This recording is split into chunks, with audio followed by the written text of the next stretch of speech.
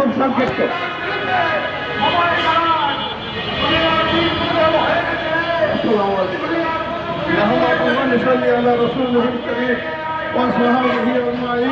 আলহামদুলিল্লাহ রাব্বিল আলামিন।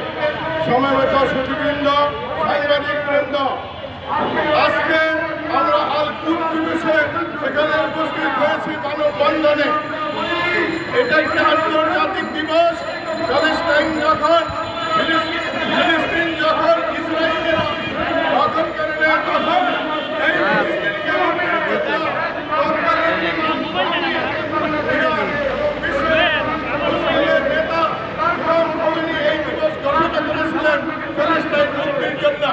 আমি সেই দিবসের প্রতি সংহতি জানিয়ে বলতে চাই যে আমরা এখন একটি বিশ্বযুদ্ধের সম্মুখীন হয়েছি।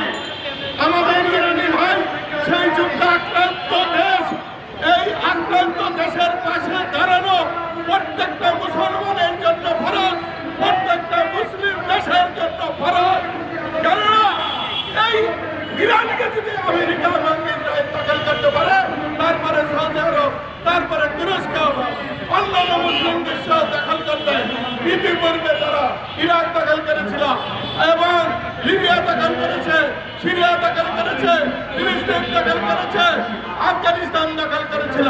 কাজেই আমি বলবো মুসলমানরা এখন আর সময় নয়, ইরানের পিছনে সবাই ভদ্র গোষ্ঠী হবে, হাত উত্তোলন করে সবাই সক্রিয়ভাবে অংশগ্রহণ করে ইসরায়েল এবং আমেরিকা পরাজিত না করা পর্যন্ত এই যুদ্ধ চলতে থাকবে।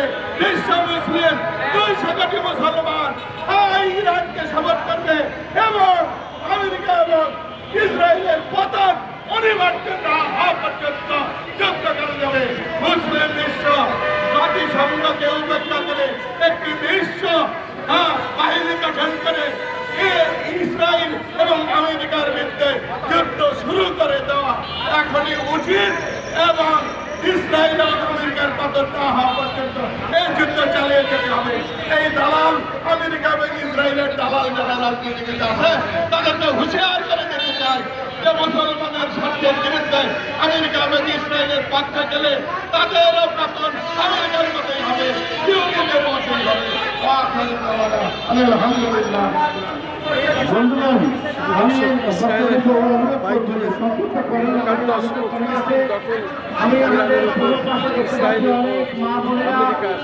চাপিয়ে দেওয়া যুদ্ধ এবং